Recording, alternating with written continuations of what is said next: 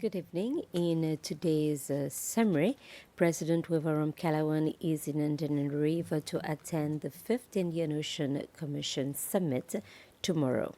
He is accompanied by First Lady Linda Ramkalawan. They were welcomed by the Madagascar's Prime Minister, and the President is leading a high-level delegation to discuss key regional issues such as climate change, maritime security, and food sovereignty.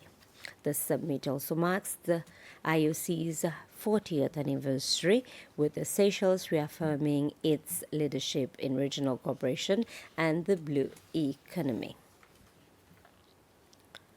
The Supreme Court has sentenced 73-year-old Bangladeshi Nizam Uddin Ahmed to 4 years in prison, with sentence suspended for 2 years for his involvement in human trafficking. He is also required to pay compensation to 6 of his victims.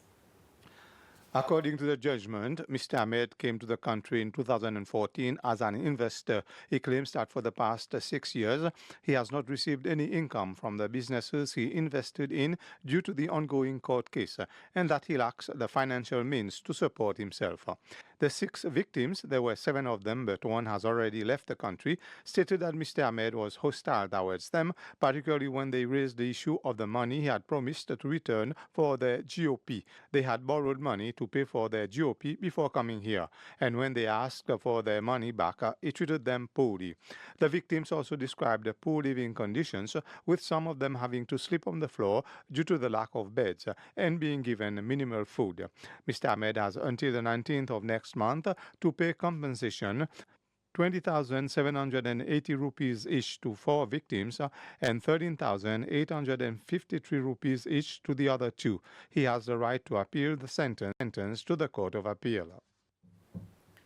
Provision of school meals, which the Auditor General said in his report was not tendered and is not justified, was discussed this morning at the Finance and Public Accounts Committee in the National Assembly FPAC with the Ministry of Education. FPAC is holding public hearing sessions with several entities that the Auditor General has mentioned in his 2023 report. And during this morning's session, FPAC wanted to know if the contract to provide the service has been reviewed and finalized, as there is only one company, Palms Catering, providing such a service. And during the public hearing session this morning, FPAC also wanted clarification regarding the construction of a crèche at Anse Royal. FPAC said in its report the Auditor General stated the revision in the cost of the project from 15 million rupees to 17.1 million rupees, and also noted that some important files about the project are missing. The Principal Secretary for Education Services, Myrna Ulantin, said the main project is completed and will be handed over to the Ministry of Education in 2 weeks. She said the building will be accessible during the second term, and Ms. Ulantin said files about the project are kept by the Seychelles Infrastructure Agency. Seychelles is a pilot in the East African region in terms of seagrass mapping and carbon assessment.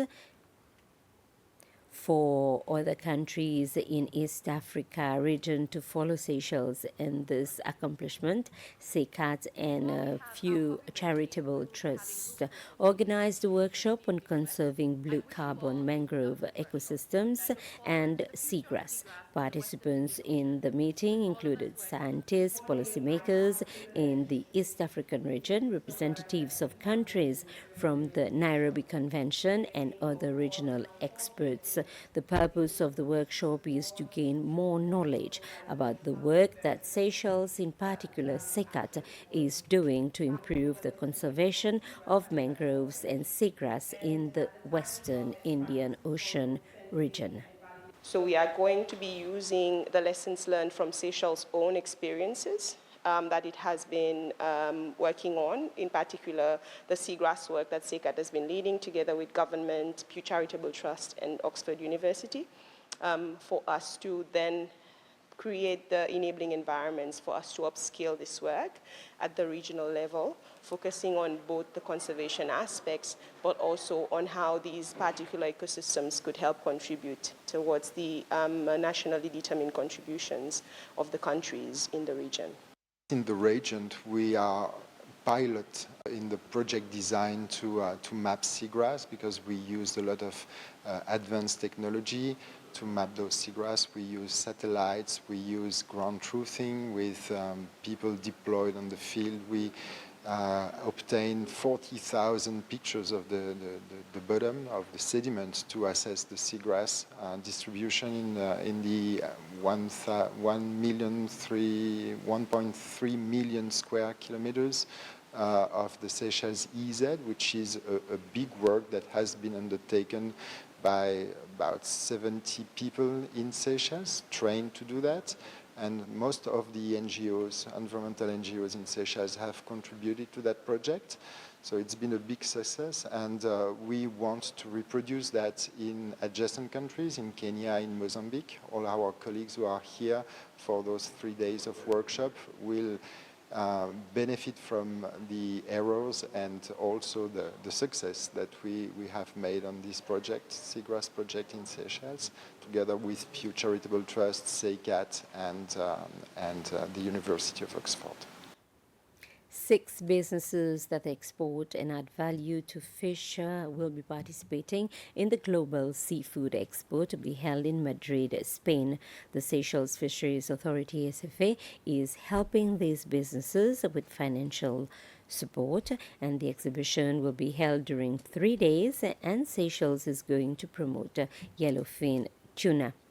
SFA says the yellowfin tuna returned to the green zone, which is sustained compared to before, and this is the 3rd time that the SFA has supported such a project. The agreement was signed by the Chief Executive of the Fisheries Authority, Ian Robinson, and the Chairman of the Business Association that adds value to fish and exporter of the product, Louis Bossi.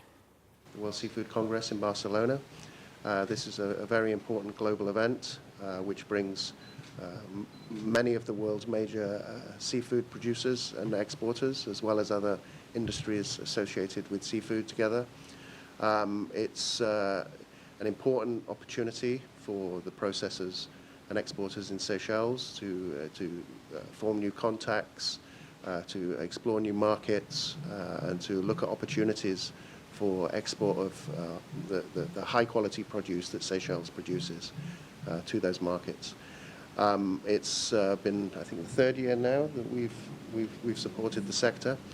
SFA makes an important contribution in providing some of the finance that the sector needs to make an exhibit at the Seafood Expo.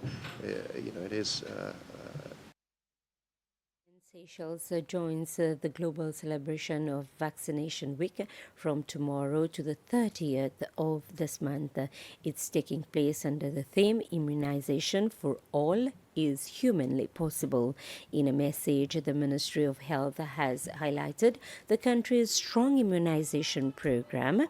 It says that this has led to one of the lowest child mortality rates in the region and the elimination of vaccine-preventable diseases like polio. The ministry adds that with over 95% vaccines coverage and continued efforts to modernize its program, Seychelles remains committed to protecting all citizens. However, the government warns against complacency, citing recent measles outbreaks abroad and a reminder of the importance of maintaining high vaccination rates. And with this, we end today's summary. I'll be back at 8 with the Creole Bulletin. Good evening.